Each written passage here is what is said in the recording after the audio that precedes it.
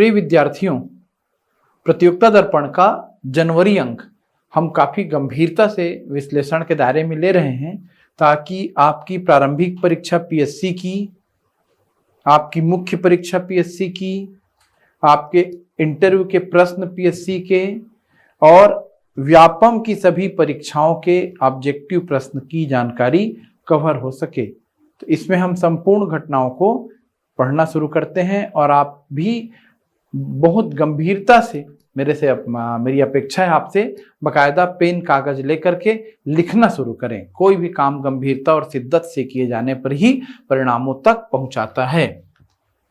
तो राष्ट्रीय घटनाक्रम में हम पढ़ना शुरू करेंगे इस अंक को। संविधान अंगीकार करने के 75 वर्ष पूर्ण होने पर वर्ष भर के स्मारक समारोह का शुभारंभ संसद के केंद्रीय कक्ष में हमारा संविधान हमारा स्वाभिमान कार्यक्रम, इस शीर्षक को लिखें, हमारा संविधान हमारा स्वाभिमान। इस कार्यक्रम की घोषणा क्यों की गई है? इस कार्यक्रम की घोषणा की गई है संविधान लागू होने के 75 वर्ष पूरे होने पर। हमारा संविधान कब लागू हुआ? तो 26 नवंबर 1949। दोनों बातें, हमारा संविधान 26 नवंबर 1949 से लागू हुआ। संविधान अंगीकरण के कितने वर्ष पूरे हो चुके हैं? 75 वर्ष पूरे हो चुके हैं। छोटा सा एक पॉइंट नोट कर लें। लंबी दूरी की लैंड अटैक क्रूज मिसाइल का पहला सफल उड़ान परीक्षण। तो देखिए, एक तो छोटा सा मैं आपको टास्क दे रहा हूं, क्रूज मिसाइल और बैलिस्टिक मिसाइल, दोनों में अंतर बताइएगा कमेंट करके। भारत ने रक्षा क्षेत्र में एक बड़ी उपलब्धि उस समय प्राप्त की जब रक्षा अनुसंधान और विकास संगठन DRDO, defence research development organisation, ने एक मोबाइल आर्टिकुलेटेड लॉन्चर से उड़ीसा के तट पर एकीकृत टेस्ट रेंज चांदीपुर, तो देखिए चांदीपुर कहां है? उड़ीसा परीक्षण सेंटर है। Long range land attack cruise missile LRLACM, long range land attack cruise missile का सफल उड़ान परीक्षण किया। इस तरह की न्यूज को मैं बहुत ध्यान से आपको पढ़ाते रहता हूं क्योंकि रक्षा क्षेत्र में भारत की उपलब्धि, विज्ञान के क्षेत्र में भारत की उपलब्धि, इससे संबंधित कोई ना कोई निबंध मेंस में कभी न कभी आते रहता है। तो आप पृथ्वी, अग्नि, वहां से शुरू करके भारत के मिसाइल कार्यक्रम को वर्तमान तक लाएंगे, तब आपका निबंध प्रभावी बनेगा। तो ये कौन सा अभी मिसाइल है? हमारा LRLACM, ठीक है, long range land attack cruise missile. यह परीक्षण पूर्वतः सफल था। अब इसकी मारक क्षमता कितनी है? 1000 किलोमीटर है। निर्भय लॉन्ग रेंज क्रूज मिसाइल है। मतलब निर्भय क्या है?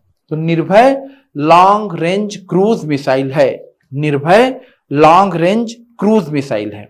तो एक हमने लॉन्ग रेंज क्रूज मिसाइल का हाल ही में परीक्षण किया, सफल परीक्षण। दूसरा, DRDO द्वारा लंबी दूरी की पहली हाइपरसोनिक मिसाइल का परीक्षण। आपने सुना होगा ध्वनि की गति से तेज चलने वाले सुपरसोनिक विमान, वैसे ये हाइपरसोनिक मिसाइल है। लंबी दूरी की लैंड अटैक क्रूज मिसाइल के सफल परीक्षण के एक सप्ताह के भीतर भारत ने एक और बड़ी सैन्य उपलब्धि उस समय हासिल की जब लंबी दूरी की पहली हाइपरसोनिक मिसाइल का सफल परीक्षण DRDO ने किया। यह परीक्षण उड़ीसा के तट पर APJ कलाम द्वीप से किया गया। तो APJ अब्दुल कलाम के नाम पे उड़ीसा के द्वीप का नाम क्या कर दिया गया है? APJ कलाम द्वीप। ये 1500 किलोमीटर से अधिक की दूरी तक विस्फोटक सामग्री ले जाने के लिए डिजाइन की गई है। और इसकी खासियत क्या है? इसकी खासियत, ये ध्वनि की गति से 5 गुना तेज गति वाली मिसाइल है। तो इसके नाम से ही स्पष्ट है ये हाइपरसोनिक मिसाइल है, मतलब ध्वनि की गति से तेज चलेगी। कितनी तेज चलेगी ये मिसाइल? ध्वनि की गति से 5 गुना अधिक तेज चलेगी। अब इसके बाद पिनाका को तो बार बार पूछा जा चुका है। DRDO द्वारा पिनाका शस्त्र प्रणाली का परीक्षण किया गया। क्या है पिनाका? तो मल्टी बैरल रॉकेट लॉन्चर। देखिएगा, पिनाका क्या है? Multi barrel rocket launcher. ये भगवान शिव के धनुष पिनाक के नाम से इसका नाम रखा गया है, पिनाका। रक्षा अनुसंधान एवं विकास संगठन डीआरडीओ ने स्वदेश निर्मित गाइडेड पिनाका शस्त्र प्रणाली के सफल परीक्षण को पूरा किया। इसे मल्टी बैरल रॉकेट लॉन्चर द्वारा 44 सेकंड में 12 रॉकेट इससे मल्टी बैरल रॉकेट लॉन्चर द्वारा 44 सेकंड में 12 रॉकेट विभिन्न लक्ष्यों पर एक साथ दागे जा सकते हैं। तो मल्टी बैरल रॉकेट लॉन्चर प्रणाली है। पिनाका क्या है?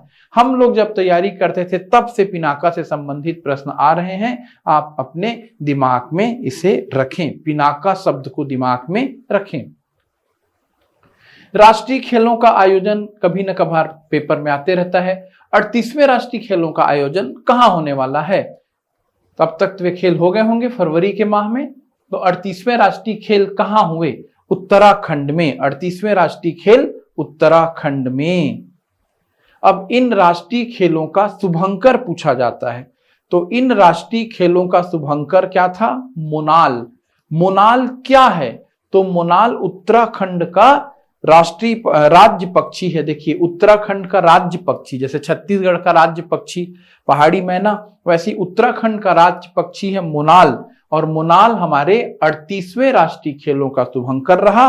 38वें राष्ट्रीय खेलों का आयोजन कहां हुआ? Uttarakhand. Uttarakhand. QS Asia ranking 2025 में सर्वाधिक विश्वविद्यालय भारत के। कभी भी आप शिक्षा पर यदि कोई लेख लिखेंगे तो बता सकते हैं कि अभी हम एशिया रैंकिंग में जो क्यूएस एशिया रैंकिंग है, उच्च शिक्षण संस्थाओं की रैंकिंग करता है, उसमें सर्वाधिक विश्वविद्यालय हमारे रहे। इसके बाद एक बहुत ही महत्वपूर्ण एक समाचार है जिसे आप बिल्कुल ना भूलें। छत्तीसगढ़ स्थित गुरु घासीदास तमोर पिंगला टाइगर रिजर्व देश का 56वां टाइगर रिजर्व घोषित। लिख लें इसे। देश का 56वां टाइगर रिजर्व। कौन सा 56वां टाइगर रिजर्व? गुरु घासीदास तमोर पिंगला। छत्तीसगढ़ सरकार ने राज्य के गुरु घासीदास तमोर पिंगला वन्यजीव अभ्यारण्य टाइगर रिजर्व को औपचारिक रूप से बाघ अभ्यारण्य टाइगर रिजर्व नवंबर 2024 में अधिसूचित किया है। इस आशय की जानकारी केंद्रीय पर्यावरण, वन और जलवायु परिवर्तन मंत्रालय की अधिसूचना में दी गई। यह छत्तीसगढ़ का चौथा, देखिए अब देश में 56वां और छत्तीसगढ़ में चौथा टाइगर रिजर्व बना। तो छत्तीसगढ़ में अभी यदि इसके बाद कोई और न बन जाए तो अभी टाइगर रिजर्व इस न्यूज तक कितने हो गए? 4। और देश में टाइगर रिजर्व कितने हैं? 56। राष्ट्रीय बाघ संरक्षण प्राधिकरण ने इसे अधिसूचित करने के लिए अंतिम मंजूरी 2021 में दे दी थी। यह आंध्र प्रदेश के नागार्जुन सागर और श्रीशैलम टाइगर रिजर्व, आंध्र प्रदेश के नागार्जुन सागर, श्रीशैलम टाइगर रिजर्व और असम के मानस टाइगर रिजर्व के बाद देश में तीसरा बड़ा बाघ अभ्यारण्य है। तो तीसरा बड़ा टाइगर रिजर्व हो गया, प्रदेश का चौथा टाइगर रिजर्व और देश का 56वां टाइगर रिजर्व। तो आप इन्हें, इस न्यूज को दिमाग में बैठा लें। झारखंड में हेमंत सोरेन सरकार सत्ता में बरकरार रही, बिल्कुल ठीक, अच्छी बात है, याद रखें। महाराष्ट्र में भी चुनाव के संदर्भ में आप अपना न्यूज तैयार कर सकते हैं। इसके बाद ये न्यूज मेरी तरफ से आपके लिए ध्यान देने का है।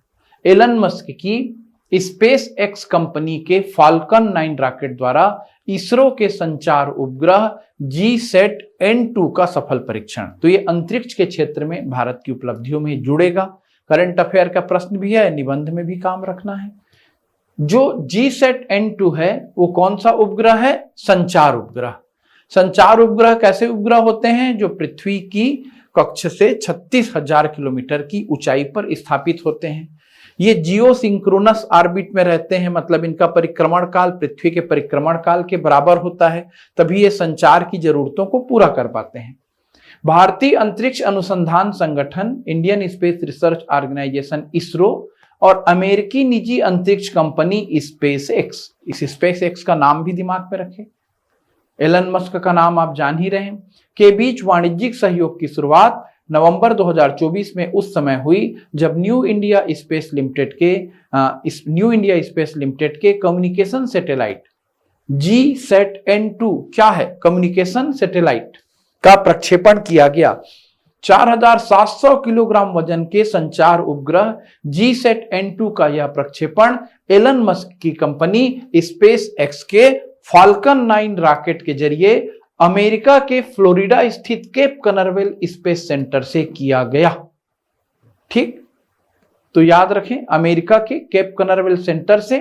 और देखिए ऊंचाई में बार बार आपको बता ही रहा हूं, जो शुरुआती दौर के विद्यार्थी हैं जिन्होंने अभी अभी करंट अफेयर या पीएससी की तैयारी की है, करनी शुरू की है, वो याद रखें कि जो हमारे संचार उपग्रह है कितने किलोमीटर की ऊंचाई पर स्थापित होते हैं, 36,000 किलोमीटर की ऊंचाई पर भूस्थैतिक कक्ष जियो स्टेशनरी ऑर्बिट या जियो सिंक्रोनस ऑर्बिट में स्थापित होते हैं।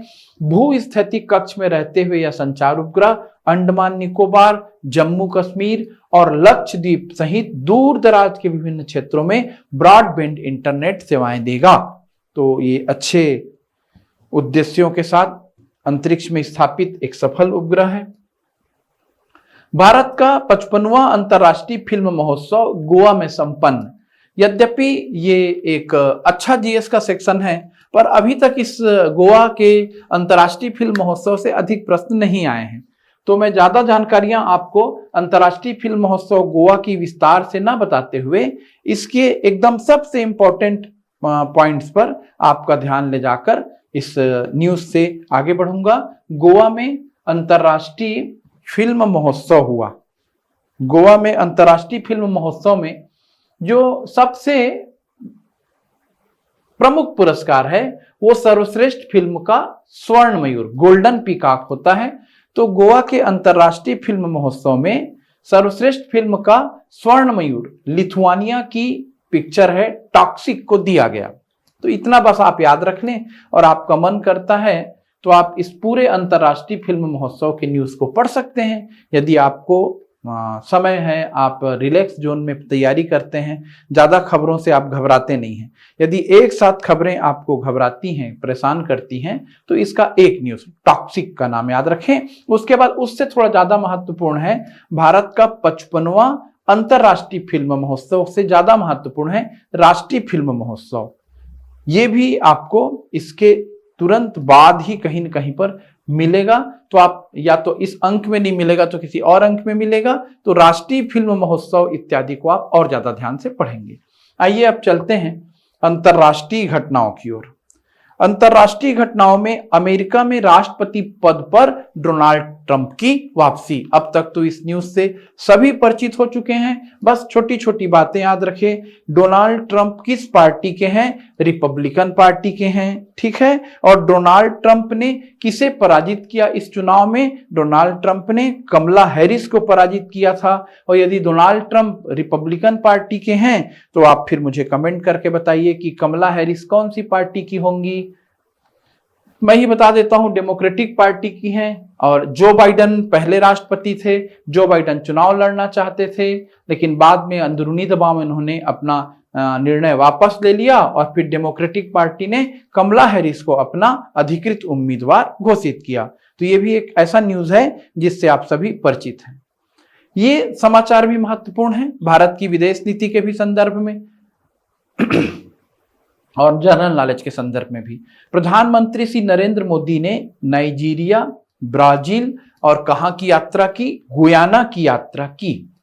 अपने देश के उच्च स्तरीय शिष्टमंडल के साथ प्रधानमंत्री श्री नरेंद्र मोदी ने नाइजीरिया, ब्राजील और गुयाना की यात्रा नवंबर 2024 को की।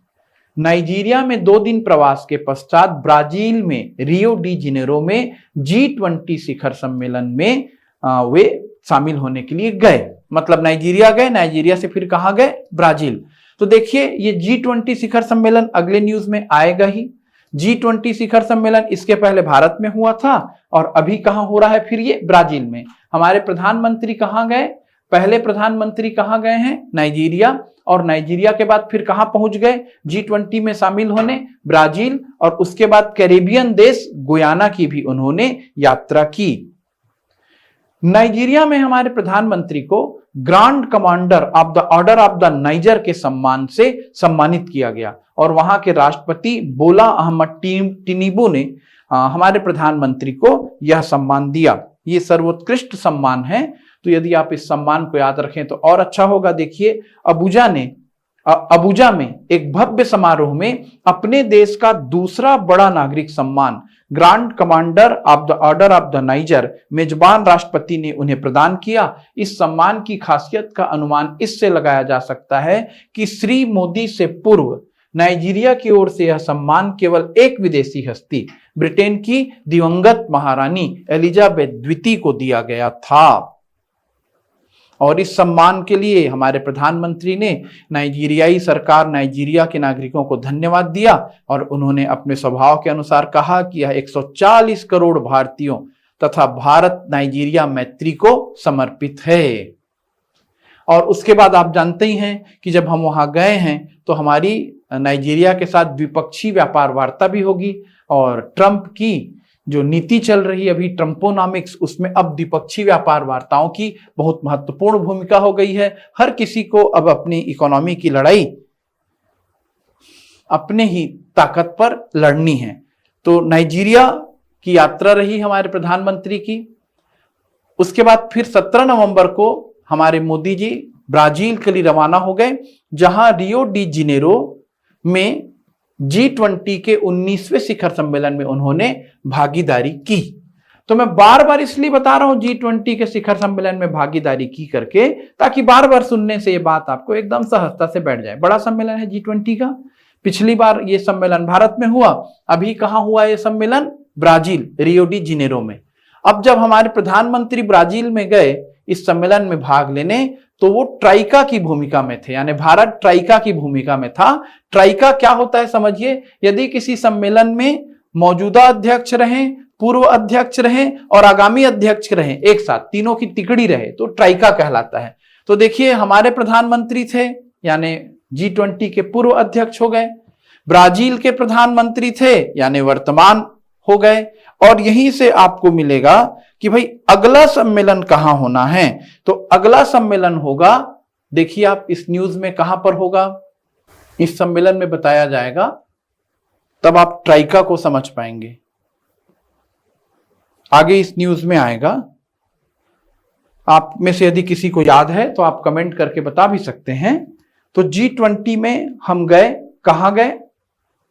ब्राजील। G20 के शिखर सम्मेलन से पूर्व ही मेजबान राष्ट्रपति लूला ड सिल्वा ने उनका स्वागत किया। ये लूला ड सिल्वा के साथ हमारे प्रधानमंत्री की फोटो है। G20, अब इसके बाद एक और न्यूज इंपॉर्टेंट है। G20 शिखर सम्मेलन में भागीदारी के अतिरिक्त विश्व के अनेक प्रमुख नेताओं के साथ भेंट के साथ साथ संक्षिप्त द्विपक्षीय वार्ताएं भी प्रधानमंत्री श्री मोदी की हुई। France, Britain, Italy, Australia, Norway व पुर्तगाल के प्रधानमंत्री और इंडोनेशिया के राष्ट्रपति इनमें शामिल थे। ऑस्ट्रेलिया के प्रधानमंत्री, नाम याद रखें, ऑस्ट्रेलिया के प्रधानमंत्री एंथनी एल्बानीज के साथ 19 नवंबर को भारत ऑस्ट्रेलिया दूसरी शिखर बैठक भी उन्होंने संपन्न की। 3 देशों की इस यात्रा के अंतिम चरण में कैरेबियाई देश गुयाना की यात्रा भी मोदी जी के द्वारा की गई और वहां की अगवानी उनके राष्ट्रपति ने खुद की, जॉर्ज टाउन में। आप गुयाना के बारे में भी जानते होंगे, Dutch Guyana, British Guyana, French Guiana क्या है, गुयाना किस महाद्वीप का हिस्सा है, जो जानता होगा जरूर बताएं। 56 वर्ष के अंतराल के पश्चात किसी भारतीय प्रधानमंत्री की गुयाना की यह पहली यात्रा थी। जॉर्ज टाउन में, ये देखिए इस न्यूज की ओर मैं फिर से आपको ध्यान दिलाना चाहूंगा, इसलिए रुक गया था। जॉर्ज टाउन में 20 नवंबर को श्री मोदी ने दूसरे भारत केरिकॉम शिखर सम्मेलन की सह अध्यक्षता की। इंडिया केरिकॉम शिखर सम्मेलन, जो कैरेबियन राष्ट्रों के साथ हमारा एक संगठन बनेगा, कैरेबियन देश, जो जानता है जरूर बताए कैरेबियन देश किन्हें कहते हैं। तो इंडियन केरिकॉम शिखर सम्मेलन, इसमें भी सह अध्यक्षता करते हुए हमारे देश की ओर से हमारे प्रधानमंत्री सम्मिलित हुए। अब ये देखिए इस समाचार में आ जाएगा कि अगला G20 कहां होने वाला है। अब ये बड़ा न्यूज है, इस पे आप 60 नोट्स बनाएं। क्या है ये न्यूज? G20 का 19वां शिखर सम्मेलन ब्राजील में रियो डी जेनेरो में संपन्न हुआ। तीसरी बार आ रहा है इस वीडियो में ये घटनाक्रम। वैश्विक अर्थव्यवस्था से संबंधित प्रमुख मुद्दों पर विचार के लिए गठित अंतर सरकारी मंच G20 का 19वां शिखर सम्मेलन ब्राजील में रियो डी जेनेरो में संपन्न हुआ। यह पहला ही अवसर था जब इस समूह का शिखर सम्मेलन ब्राजील में हुआ। इससे पूर्व इसका पिछला 18वां शिखर सम्मेलन भारत में नई दिल्ली में हुआ था। ब्राजील के राष्ट्रपति लूला डी सिल्वा की अध्यक्षता में 19वें शिखर सम्मेलन का नीति वाक्य मोटो था, एक न्याय संगत विश्व एवं टिकाऊ ग्रह का निर्माण। G20 का वाक्य क्या था? Building a just world and a sustainable planet. इस सम्मेलन में भाग लेने के लिए प्रधानमंत्री श्री मोदी, जो उस समय 3 देशों की यात्रा पर थे, नाइजीरिया से सीधे ही रियो डी जेनेरो पहुंच गए। पूर्व अध्यक्ष होने के नाते वर्तमान अध्यक्ष ब्राजील और आगामी अध्यक्ष दक्षिण अफ्रीका। मतलब अब आपको इसका उत्तर मिल जा रहा है कि G20 का पिछला सम्मेलन भारत में, वर्तमान सम्मेलन ब्राजील में और आगामी सम्मेलन कहां होने वाला है? दक्षिण अफ्रीका। पूर्व अध्यक्ष के रूप में हमारे शासनाध्यक्ष थे, वर्तमान अध्यक्ष के रूप में इस सम्मेलन में ब्राजील के शासनाध्यक्ष थे और भावी अध्यक्ष के रूप में इस सम्मेलन में दक्षिण अफ्रीका के शासनाध्यक्ष थे। ये कहलाया ट्राइका। तो इस सम्मेलन के बारे में आप जरूर जितनी अधिक जानकारियां ले सकते हैं लीजिए। G20 के सदस्य अर्जेंटीना, ऑस्ट्रेलिया, ब्राजील, कनाडा, चीन, फ्रांस, जर्मनी, भारत, इंडोनेशिया, पूरे सदस्यों का नाम लिख लें। इटली, जापान, मैक्सिको, रूस, सऊदी अरब, दक्षिण अफ्रीका, दक्षिण कोरिया, तुर्की, ब्रिटेन, अमेरिका के अतिरिक्त ये देखो 2 यूनियन भी इसके सदस्य बने हैं, यूरोपीय यूनियन और अफ्रीकी यूनियन, यूरोपीय संघ और अफ्रीकी संघ। G20 सम्मेलन में यूरोपीय संघ का प्रतिनिधित्व यूरोपीय आयोग और यूरोपीय परिषद के अध्यक्ष द्वारा किया जाता है। और G20 के फिर तीनों सम्मेलन जो मैं बार बार आपको दोहरा रहा हूं, 2023 का सम्मेलन भारत, 2024 का रियो डी जेनेरो ब्राजील नवंबर में हुआ। अब ये इस 2025 वाले सत्र में कहां होगा भाई? दक्षिण अफ्रीका में होगा। देखिए, हमने पिछले G20 सम्मेलन में एक पृथ्वी, एक परिवार, एक भविष्य का नारा दिया था। इस बार का नारा आपने नोट किया? ये पिछली बार के नारे पे मैं ध्यान आपका क्यों आकर्षित करा रहा हूं? वसुधैव कुटुंबकम। और देखिए, हिस्ट्री में, मेंस में वसुधैव कुटुंबकम पर संक्षिप्त टिप्पणी लिखो करके इतिहास से इसको जोड़कर प्रश्न आया। तो आप इन चीजों को बहुत ध्यान से पढ़ें और बार बार दोहराएं ताकि आपको तथ्य सहजता से याद हो। सहसा एक दिन एक रात में करंट अफेयर की तैयारी करके आप विद्वान नहीं बन सकते, जैसा शॉर्टकट लोग बताते हैं, आखिरी में कोई भी एक मैगजीन पढ़ लो, ऐसा नहीं होता। करंट अफेयर की तैयारी निरंतर चलने वाली तैयारी है।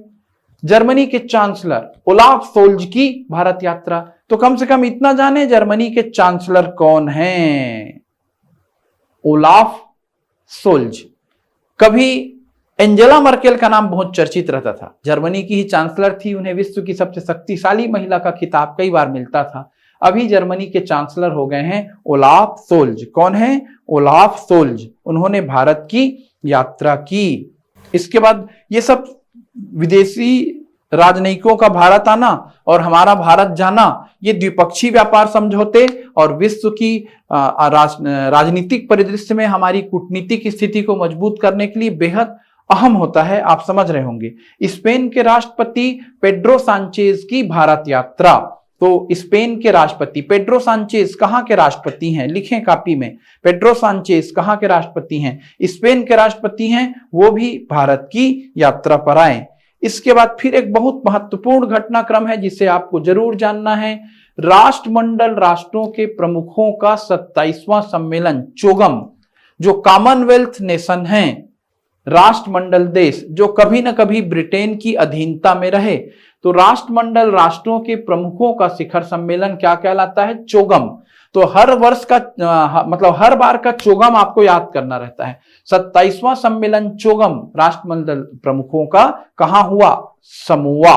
कहां हुआ? समोआ। याद रखेंगे, राष्ट्रमंडल देशों का 27वां शिखर सम्मेलन चोगम समोआ में हुआ। और वहीं पर एक चीज और जान लें कि राष्ट्रमंडल में कितने राष्ट्र सदस्य हैं? तो राष्ट्रमंडल में 56 सदस्य राष्ट्र हैं, 56। इसी तरीके से जलवायु परिवर्तन से संबंधित निबंध पर्यावरण वाले मुद्दे पर आते ही रहते हैं, तो आप जलवायु परिवर्तन से संबंधित बड़े लेख को जरूर याद करें। और जलवायु परिवर्तन में कोप का जो सम्मेलन होता है, COP, कोप का सम्मेलन, वो हमेशा मायने रखता है। जलवायु परिवर्तन पर क्लाइमेट चेंज जलवायु परिवर्तन पर 29वां संयुक्त राष्ट्र सम्मेलन अजरबैजान में बाकू में संपन्न हुआ। बाकू 29वां COP29 कहां हुआ? बाकू। बाकू कहां है? अजरबैजान। COP29 कहां हुआ? बाकू। और बाकू कहां है? अजरबैजान। अजरबैजान। इसमें 300 अरब डॉलर का वित्त पैकेज था, जिसको भारत की वार्ताकार चांदनी रैना ने मामूली जलवायु वित्त पैकेज को खारिज करते हुए कहा कि COP29 अध्यक्ष तथा संयुक्त राष्ट्र जलवायु परिवर्तन कार्यालय ने उन्हें अपनी आपत्तियों को व्यक्त देने का अवसर दिए बिना इस मसौदे को जबरन पारित कर दिया। और पारित किए गए मसौदे में 2035 तक 1.3 ट्रिलियन डॉलर जुटाने की बात भी कही गई थी, किंतु इसमें केवल विकसित देशों पर ही जिम्मेदारी नहीं डाली गई है, बल्कि सार्वजनिक व निजी से ही सभी से इस स्तर तक पहुंचने के लिए एक साथ काम करने का आह्वान किया गया है। ये एक ऐसा व्यापक मुद्दा है जिस पर मैं समय निकालकर कभी न कभी आपका मार्गदर्शन करूंगा। क्लाइमेट चेंज के लिए विकसित देश अधिक जिम्मेदार हैं। विकसित विकासशील से लेकर के सरकारी और निजी संस्थाओं तक सबकी जिम्मेदारी बनती है कि क्लाइमेट चेंज के परिवर्तन से निपटने के प्रयास करें, अपने आप को संभालें, सुधारें, अन्यथा दुनिया की तबाही हो जाएगी एक दिन। आप समझ रहे हैं। नेक्स्ट समाचार की ओर बढ़ते हैं। आर्थिक वाणिज्यिक परिदृश्य। इसमें प्रधानमंत्री मुद्रा योजना के तहत देय ऋण सीमा 10 लाख से बढ़ाकर 20 लाख की गई। हर हाल में रोजगार संबंधित निबंध में इस तरह के नवीनतम आंकड़े होने चाहिए। वन लाइनर फैक्ट में भी जानिए, ये भारत की केंद्र सरकार की बहुत ही महत्वाकांक्षी योजना है, प्रधानमंत्री मुद्रा योजना। इसमें अधिकतम सीमा थी 10 लाख। अब वो अधिकतम सीमा 10 लाख से बढ़ाकर कितनी कर दी गई? 20 लाख कर दी गई। ज्यादा कुछ नहीं याद रख सकते तो अधिकतम सीमा 20 लाख हो गई। मतलब एक व्यक्ति अब इससे 20 लाख तक का ऋण प्राप्त कर सकता है। और जो इकोनॉमी में थोड़ी भी रुचि रखता है उसके लिए मैं ज्यादा डिटेल से बता रहा हूं। गैर कारपोरेट व कृषि क्षेत्र के लघु एवं सूक्ष्म उद्योगों को रुपए 10 लाख तक के ऋण उपलब्ध कर इन्हें बढ़ावा देने के लिए प्रधानमंत्री मुद्रा योजना की शुरुआत कब से हुई थी? ये 2015 से चल रहा है। 8 अप्रैल 2015 से की गई थी। तो एक आपको पॉइंट मिल गया कि प्रधानमंत्री मुद्रा योजना कब से चल रही है? 2015 से। इसके तहत 3 श्रेणियों में मुद्रा ऋण छोटे उद्यमियों को प्रदान किए जाते रहे। शिशु ऋण की श्रेणी में रुपए 50,000 तक, किशोर ऋण की श्रेणी में थोड़ा बड़ा ऋण 50,000 से 5 लाख तक, और तरुण ऋण की श्रेणी में 5 लाख से 10 लाख तक के ऋण प्रदान किए जाते रहे। ये जब तक 20 लाख का कैप नहीं आया था, जब तक 20 लाख की सीमा नहीं बनी थी, तब तक 10 लाख की सीमा थी। इस प्रकार प्रधानमंत्री मुद्रा योजना के तहत ऋण की अधिकतम सीमा 10 लाख थी। इस सीमा को बढ़ाकर 20 लाख करने का उल्लेख वित्त मंत्री श्रीमती निर्मला सीतारमण ने केंद्रीय बजट प्रस्तुत करते समय किया। अब इसके लिए औपचारिक अधिसूचना जारी कर दी गई है। इससे प्रधानमंत्री मुद्रा योजना के तहत अब 20 लाख रुपए तक के ऋण उद्यमियों को उपलब्ध हो सकेंगे। इसके लिए मुद्रा ऋण की चौथी श्रेणी तरुण प्लस। प्रधानमंत्री मुद्रा योजना में ऋण की कितनी श्रेणियां हो गई? अब 4 श्रेणियां। शिशु किशोर तरुण से अब चौथी श्रेणी क्या आ गई? तरुण प्लस। तरुण प्लस शुरू की गई है, जिसमें रुपए 10 लाख से अधिक किंतु 20 लाख तक के ऋण ऐसे उद्यमियों को उपलब्ध होंगे जिन्होंने तरुण श्रेणी के तहत अपने पिछले ऋण का लाभ उठाते हुए उसका सफलतापूर्वक भुगतान भी किया है। अक्सर मैं उद्यमिता के लोगों को मार्गदर्शन देने के लिए जाते रहता हूं, उस विभाग में बुलाते हैं, तो मेरा अक्सर हमेशा इस बात पर जोर रहता है कि ऋण लेना अच्छी बात है, लेकिन उसे चुकाना उससे भी बहुत अच्छी बात है। आप यदि ऋण लगातार चुकाते जाते हैं तो आप मानसिक रूप से भी स्वस्थ रहते हैं। दूसरा, आपकी क्रेडिट बढ़ते जाती है। तो ये देखिए, जो पिछला ऋण चुका दिया है उसे हम 20 लाख तक का और ऋण देंगे, इस तरीके की घोषणा की गई है। तो एक महत्वपूर्ण न्यूज है और मुद्रा योजना बिल्कुल आपको जानना जरूरी था। ये जानकारी को आप बार बार सुने, दोहराएं और लिखें। और जो भी चीजें आपके लिए भारी हैं, उन चीजों को मैं आपको नहीं बता रहा हूं। करंट अफेयर पढ़ने पढ़ाने का मतलब ये नहीं होता कि आपको मैं फैक्ट के बोझ में दबा दूं। ऐसा करने के लिए दुनिया में बहुत सारे लोग मौजूद ही हैं। आपको अपनी सीमाएं पता होनी चाहिए कि क्या चीजें आप याद कर सकते हैं, और यह भी पता होना चाहिए कि कौन सी चीज परीक्षा के दृष्टिकोण से महत्वपूर्ण होती है।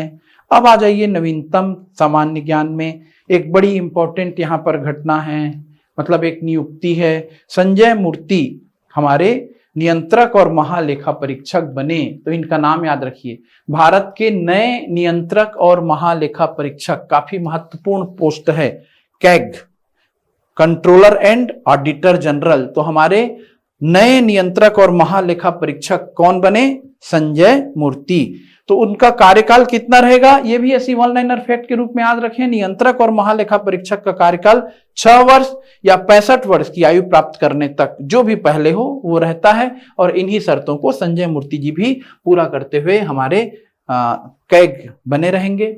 एक छोटा सा जीएस और याद रखें, वैसे है बड़ी घटना, पूछा कम जाता है।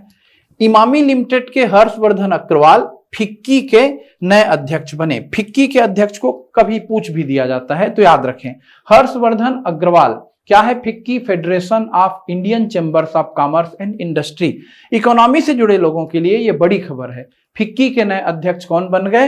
हर्षवर्धन अग्रवाल जी बन गए। तो ये 2 नियुक्तियां आप याद रखें। आगे बढ़ते हैं। विश्व सुंदरी वाली प्रतियोगिता, मिस वर्ल्ड, मिस यूनिवर्स, आप जानते ही हैं। इसी तरीके से इन्हीं प्रतियोगिताओं में कुछ और चीजें आकर के जुड़ती हैं जिनको आपको जानना चाहिए। विक्टोरिया कजेर थेल्विक मिस यूनिवर्स 2024, लिख लें। मिस यूनिवर्स 2024 का खिताब किसे मिला? तो डेनमार्क की विक्टोरिया कजेर थेल्विक को मिस यूनिवर्स 2024 का ताज मिला। मिस यूनिवर्स कौन बनी? विक्टोरिया कजेर। मिस यूनिवर्स कौन बनी? विक्टोरिया कजेर। कहां की हैं? डेनमार्क। नेक्स्ट न्यूज, वियतनाम की सुंदरी को मिस इंटरनेशनल 2024 हुइन दी थाह थुई, नाम से ही आप समझ जाएंगे वियतनाम की है, हुइन थी थाह थुई, मिस इंटरनेशनल 2024 बनी। ऑस्ट्रेलिया की जेसिका लेन मिस अर्थ 2024 बनी। तो 3 नाम एक के बाद एक आप याद रखें, आपकी जिम्मेदारी है याद रखना, मैं आपको बता दिया। अब आइए बुकर पुरस्कार। बुकर पुरस्कार महत्वपूर्ण है, साहित्य के क्षेत्र का पुरस्कार है और ये एक अच्छी रचना को मिला। समय मिले, जिसका नावल पढ़ने में रुचि हो, इस नावल को मंगाकर पढ़ें। अलग थीम पे लिखा गया नावल है। बुकर पुरस्कार 2024 साहित्य के क्षेत्र में ब्रिटेन के प्रतिष्ठित बुकर पुरस्कार का वितरण हुआ। किसे मिला? ब्रिटिश लेखिका सामंथा हार्वे। आप उनकी पिक भी देख रहे हैं। ब्रिटिश लेखिका, क्या नाम है? Samantha Harvey. और उनका अंतरिक्ष आधारित उपन्यास आर्बिटल के लिए उनको बुकर पुरस्कार दिया गया 12 नवंबर 2024 को। इस उपन्यास में 6 अंतरिक्ष यात्रियों के, जैसे एक चेतन भगत का एक बड़ा प्यारा उपन्यास आया था, वो कॉल सेंटर पे था, one night at call centre, की कॉल सेंटर की एक रात को लेकर के उन्होंने कहानी बनाई थी, चर्चित उपन्यास था। उसके कुछ उनके कई थीम को फिल्मों में भी लिया जाता है, आप जानते होंगे। वैसे ही काफी अच्छा थीम पे नावल लिखा गया। इस उपन्यास में 6 अंतरिक्ष यात्रियों के अंतरराष्ट्रीय अंतरिक्ष स्टेशन, इंटरनेशनल स्पेस स्टेशन पर बिताए गए एक दिन की कहानी है। और वहां की स्थितियां तो बिल्कुल अलग होती हैं, आप जान ही रहे हैं। उन्होंने अंतरिक्ष से धरती पर 16 बार सूर्योदय व सूर्यास्त देखा। इन सब चीजों के नाम से ये उपन्यास चर्चित रहा और फिर ये बेस्ट सेलर की सूची में भी आया। उपन्यास का नाम तो कम से कम आप याद रख ही सकते हैं, द आर्बिटल। आर्बिटल है उपन्यास का नाम। बुकर पुरस्कार से उसे सम्मानित किया गया। और पीछे जो चर्चा हो रही थी, हमारे प्रधानमंत्री को 4 विदेशी सम्मान मिले हैं, जिन पर हमने पहले चर्चा की थी। इन सम्मानों को आप चाहें तो लिख सकते हैं, देख सकते हैं, जान सकते हैं। अंतरराष्ट्रीय हॉकी महासंघ का वर्ष 2024 का स्टार पुरस्कार घोषित कर दिया गया। अब देखिए, भारत की पुरुषों की हॉकी टीम के कप्तान हरमनप्रीत सिंह को वर्ष 2024 के लिए 23-24 के लिए सर्वश्रेष्ठ पुरुष खिलाड़ी का पुरस्कार दिया गया। और कुछ ना जाने भाइयों तो आपको क्या जानना चाहिए? हरमनप्रीत सिंह का नाम। हरमनप्रीत सिंह हमारे हॉकी के प्लेयर हैं, हॉकी के, जिनको सर्वश्रेष्ठ पुरस्कार दिया गया। एक नाम क्या नाम है? हरमनप्रीत सिंह, भारत के, उनको सर्वश्रेष्ठ पुरुष पुरस्कार दिया गया। महिला वर्ग इब्बी जैनसन, नीदरलैंड की, इब्बी जैनसन।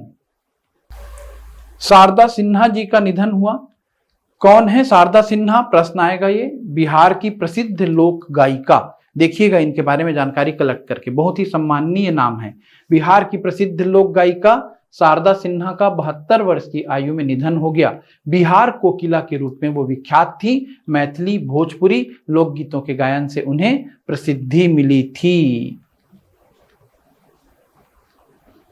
तो इतनी जानकारियां जनवरी के प्रतियोगिता दर्पण से मैंने आपके लिए उपलब्ध कराई और आप इन्हें लिखें। कुछ जानकारियां अब हम खेल कूद की लेते हैं जो आपके काम की रहेंगी।